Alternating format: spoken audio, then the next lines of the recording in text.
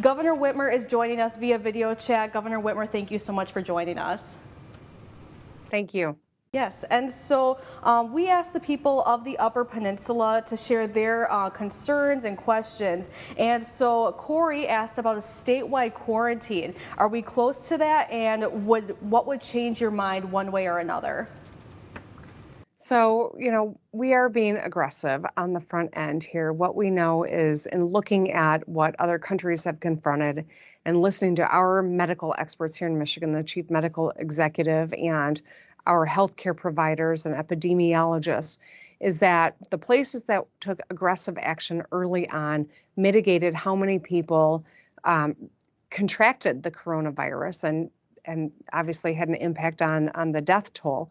But also their economies were able to start to ramp up again quicker. And that's why being aggressive on the front end is so important. So the executive orders that I've issued with regard to our schools or with bars and dine out only in restaurants, executive orders around extending unemployment benefits, executive orders around prohibiting price gouging. Each of these is an important piece of the protections that we need to enact. Now, the question about an all-out quarantine, I'm not in a moment that I can say that is something that we're going to do at the state level. I do understand that at the federal level, there is conversation on that front, and that's a possibility. But what I am going to tell you right now definitively is that the less social contact that we have, the quicker we can mitigate community spread and improve our odds of coming out of this economic downturn quicker. And so that's why it's really crucial that everyone does their part. There's not an age range that is immune from this. In Michigan, we've had a 5-year-old test positive for the coronavirus. And that's why I think it's really critical that even if you are a healthy person without any medical predispositions, every one of us can get it, and we should conduct ourselves like we are carrying the coronavirus. Wash your hands for 20 seconds multiple times a day, and especially after you've touched a doorknob or exchanged, something via hand. It's also crucial that if you can stay at home, you should. You absolutely must stay at home if you're sick or if you're a medically vulnerable person. But also, where you can be socially distant from people, you should be. 6-foot perimeter, no matter where you are, even in the grocery store, so much as you can keep that under control. There are essentials that we all need, and there is a reason that some people will have to be out in public. But if you don't have to be, please don't be. And we can shorten the amount of time that we're confronting this and limit how many people suffer the most devastating consequences of this virus. As we know, as of Saturday, they have not been accepting cash for the Mackinac Bridge. Now, has there been any talk about closing the bridge to personal use and only keeping commercial traffic coming across? At this juncture, I don't know that there has been any discussion on that front, but that is certainly something that I will look into, and I'll make sure that my communications team circles back with you. All right, and so up here in the Upper Peninsula, we haven't had any confirmed cases yet, but how does that relate to the number of test kits available up here? Yeah, I think that's a really smart question. So we know that the coronavirus has been present in Michigan for weeks, even though our first, presumptive positive test came in just 8 days ago. We knew that it was going to be here in Michigan, and we anticipate that it will present all across the state, as it has in every other state in the nation. The number of test kits that we have is woefully under the amount that we need, frankly. The Trump administration, I don't think, prepared on the front end as well as they should. They should have anticipated this need and really ramped up. I'm not here to argue whether or not and all the different pieces of what went into that. What I am telling you, though, is that this is a challenge for us here and now. I am working incredibly hard with our private sector to bring more labs online so we can process the kits that are backed up. But we need additional kits from the federal government so that we've got them all across the state, including the Upper Peninsula. In order to really get our arms around how much spread there is, we have to be able to test, and we have to be able to process those tests in real time. The supplemental that has recently passed, and I think will be headed to the president's desk soon, is really critical so that we've got resources we need. I have talked to the Adjutant General so that the National Guard is prepared if and when we need to ramp up efforts on that front. And so this is really an all hands on deck situation. I'm grateful to the incredible healthcare providers that are on the front line, the amazing teachers that are helping ensure that our kids are getting the meals that they're foregoing because school is out. A lot of people are chipping in to make this, to help protect the people of our state. We need the feds to step up their efforts so that we've got all the tools we need to do our jobs. All right, and so, still talking about the Upper Peninsula, what challenges do you see specifically related to the UP? Well, I think one of the great things that my Youper friends love is being remote and being out in nature. And that is a wonderful thing that is accessible to everyone in the Upper Peninsula. Getting outside is really important when we are limiting all the other forms of social contact to be able to go outside and take a walk with your dog, perhaps, or a relative, keeping them a little distant, of course.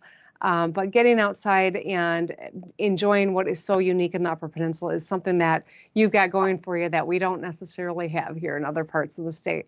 But there are certainly challenges. So making sure that our frontline providers have got the supports that they need, whether it is the personal protection equipment, which we are working with the Department of Corrections and some private industry here in Michigan to see if we can start making that personal protection equipment because we're not getting it from the feds, or if it is just ensuring that we've got the additional tests and capacity to run the tests and the resources to pay overtime to the incredible people that are working so hard to protect us. So there are a lot of challenges certainly before us, but as I pointed out, Upers also have a wonderful opportunity that some people in our nation don't. And so I hope that people will get out and get some fresh air and see that that's a wonderful asset that you have in the UP that not everyone does.